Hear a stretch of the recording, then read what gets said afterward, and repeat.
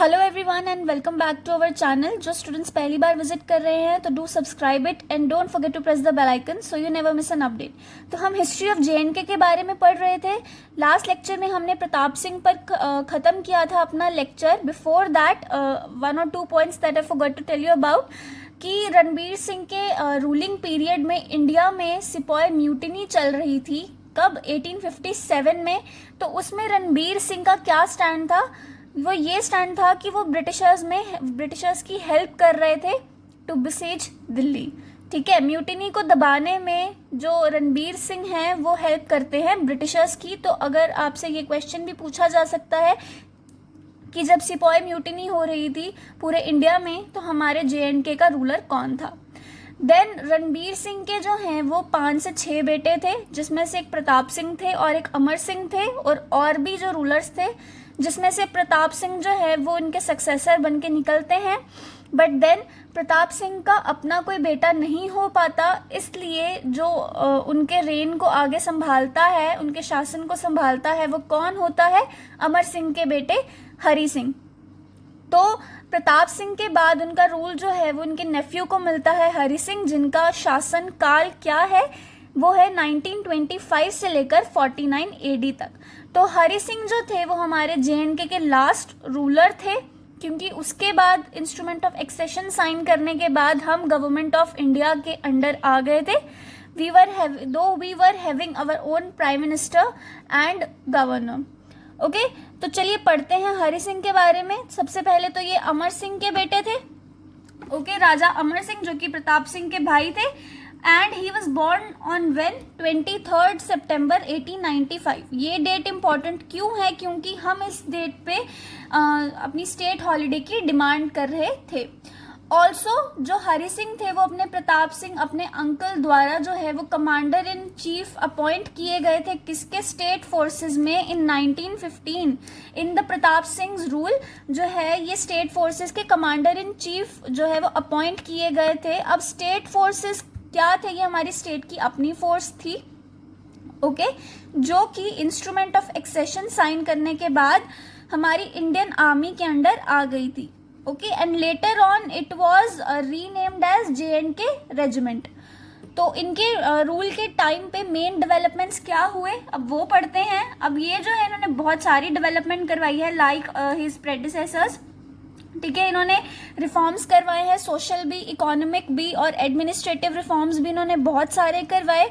He was very adamant to bring social equality in our society, और इसके लिए इन्होंने सभी गवर्नमेंट जॉब्स में सीट्स रिजर्व करवाई फॉर डिप्रेस्ड क्लासेस। ओके, आगे भी हम पढ़ेंगे कि जो प्रजा सभा जो है वो सेटअप हुई उसमें भी एक रिजर्व्ड क्वांटिटी रखी गई सीट्स की डिप्रेस्ड क्लासेस और लो क्लासेस के लिए। उसके बाद ये जो थे ये इन्फेंट मैरिज प्रिवेंशन लेजिस्लेशन को इन्होंने पास किया अपनी प्रजा सभा में। कब? 1928 में।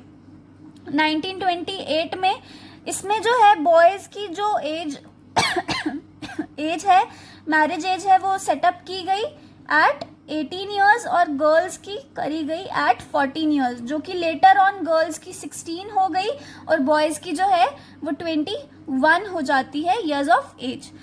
ऑल्सो ये विडो रीमैरिज बहुत इनकरेज करते थे। इन्होंने window remarriage and property act पास किया। कब?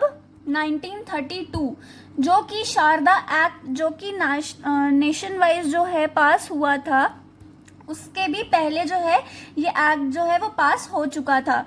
नेक्स्ट पॉइंट हम देखते हैं तो 1934 में इन्होंने कौन सा एक्ट पास किया है? आपको ये एक्ट्स इसलिए पढ़ने हैं बिकॉज आपको पूछे जा सकते हैं कि हमारी स्टेट में विडो रीमैरिज एक्ट जो है वो किसके रेन के ड्यूरिंग जो है वो पास हुआ, या जो इन्फेंट मैरिज प्रिवेंशन जो लॉ है वो किसके ड्यूरिंग पास हुआ। तो इसलिए आपको ये एक्ट्स जो है वो लर्न करने हैं। नेक्स्ट हम देखते हैं 1934 में ही pass suppression of immoral traffic in women regulation. ठीक है, विमेन की ट्रैफिकिंग जो होती है गलत काम करवाने के लिए, उसके अगेंस्ट भी इन्होंने एक्ट पास किया।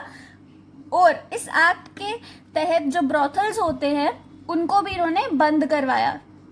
फॉर हुम? For women safety. Next point हम देखते हैं इन्होंने क्या, ये प्राइमरी एजुकेशन को बहुत प्रमोट करते थे और उसी के चलते इन्होंने कंपलसरी प्राइमरी एजुकेशन एक्ट जो है वो पास करवाया। Compulsory education primary education act और जबरी स्कूल्स, मतलब फोर्सफुली बच्चों को पढ़ाया गया, जिसमें इन्होंने कुछ 144 स्कूल्स जो थे वो एक साल में जो है एस्टैब्लिश करवाए। But also by the end of 1945 around 2,20,000 and 728 primary schools were opened in our state and that is a very huge number। Primary education के साथ साथ इन्होंने हायर एजुकेशन को भी प्रमोट किया है बहुत ज़्यादा। तो नेक्स्ट पॉइंट हम देखते हैं इन्होंने और कौन से एक्ट्स जो है वो पास करवाए। एग्रीकल्चरलिस्ट्स के इंटरेस्ट्स को देखते हुए इन्होंने एग्रीकल्चरलिस्ट रिलीफ एक्ट जो है वो पास करा। देन लैंड एलियनेशन एक्ट 1928 पास किया, जो कि रिस्पॉन्सिबल था हमारी लैंड की प्रोडक्टिविटी और फर्टिलिटी को संभाले रखने में। With the passage of time land जो है वो फ्रेगमेंट्स में बढ़ता जा रहा था और उससे उसकी फर्टिलिटी जो है वो ख़त्म होती जा रही थी। तो इसको रोकने के लिए इन्होंने land alienation act in 1928 it was passed. Also consolidation of holdings act 1940 was also passed by Maharaja Hari Singh. Next point अगर हम देखते हैं तो जे एंड के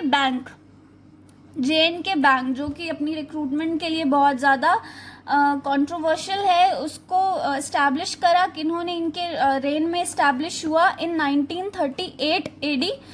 headquarters of that time were in Srinagar और अभी भी वहीं पर हैं, ठीक है।